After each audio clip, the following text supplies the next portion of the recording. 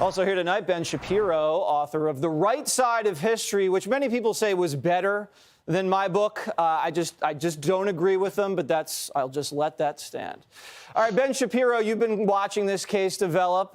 Your thoughts on the media coverage and this runaway prosecutor? The media coverage has been disgusting from beginning to end. It mirrored an original narrative, which is that Kyle Rittenhouse must have been some sort of white supremacist Trump supporter. This is in the middle of the riots in 2020 when we were learning that America was apparently broken down into two groups, people who wanted racial justice and people who supported Trump, and you were on one side or the other. Therefore, if there were people rioting in Kenosha, they weren't really riots. They were just mostly peaceful protests. And anybody who was opposing those folks had to be some sort of white supremacist Trump supporter. I mean, you had Joe Biden literally feature Kyle Rittenhouse in an ad in September of 2020 alongside white supremacists. And as it turns out, none of the facts reflect any of that. The only people who got shot here were white. The people who were attacking him, at least one of them was a child molester, a convicted child molester. Another one of them was a convicted criminal.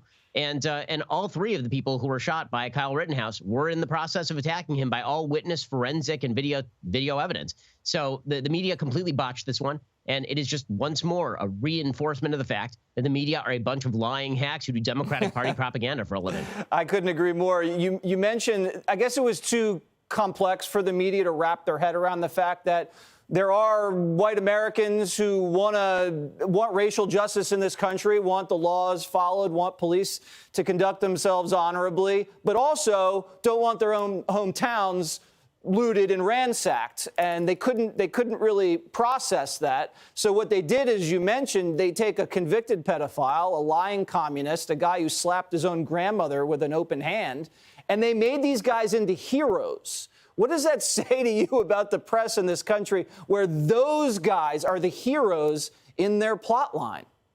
And the narrative matters much more than the facts. How many stories do we have to see them botch in one direction before we decide that they are just propagandists? I mean, everything from Justice Kavanaugh to the Covington Catholic case to Jussie Smollett to this. They just keep botching story after story, but it's always in one direction. The thing that's so troubling about this particular case, Jesse, obviously isn't even the press. It's the fact that the prosecutor was so cudgeled into place by the press that he decided to bring this case in the first place. There is not only no evidence that this was not self-defense, there is negative evidence. I mean, his own witnesses were testifying against the prosecution position. Why he thought that he could bring this case is beyond me, unless you just believe that he was doing it for the media plaudits, and we'll see if it works out for him. And there he is, you see on the screen, pointing an AR-15 at the jury with his finger actually on the trigger. It's just astounding that someone like that holds office in this country. There's also some snobbery at play. I brought this up earlier on our air.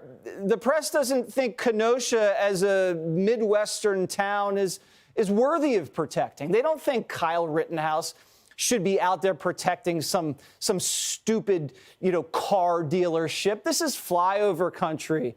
Right? This isn't worth protecting. This isn't like the Hamptons getting looted. This isn't Georgetown. This is just small town America. Who cares if it burns? You can always, buy another car dealership. And that snobbery really infected their entire posture throughout all of the riots. That's exactly right. I mean, the thing to remember about this is that it's not just that they are angry at Kyle Rittenhouse for showing up in order to defend private property and businesses.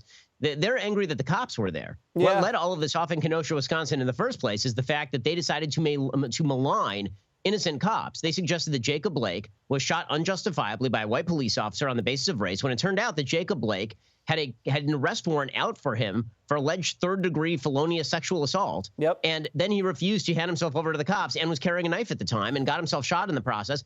Not only did the media play that as just another stain on America's racially charged system, but Joe Biden called up Jacob Blake. Kamala Harris visited with the family. And this was all part of the broader narrative, which is that the American system is racist, stem to root. And that means that root and branch, and that means that anybody who defends any institution, including, I guess, a car dealership, is part of that. They created racial riots with deception on the Blake case. And then when the vacuum of power was filled by rioters and by do-gooders, two people were shot dead. And now they want the guy who was there to defend the community. Basically, they want his life to be over and have him rot in prison forever. And they want to lionize the pedophile and lionize the domestic abuser. It's disgusting, but we see through it. You know, you watch the CNN, you watch MSNBC, they cut this up and they splice it up and they masquerade it into something it's not. You watch Fox, you watch the Daily Wire, you see straight down the middle coverage. We're broadcasting the entire trial. Let the audience decide for themselves. They can look at the video, they can hear the testimony, and that's what you're getting. You're getting the truth. You're not getting the spin. Last word, Ben Shapiro.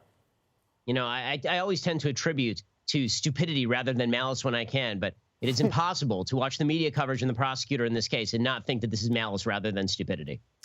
Let's sprinkle in a little stupidity there, though, shall we? I think it's a little bit there. All right, Ben, got the book out.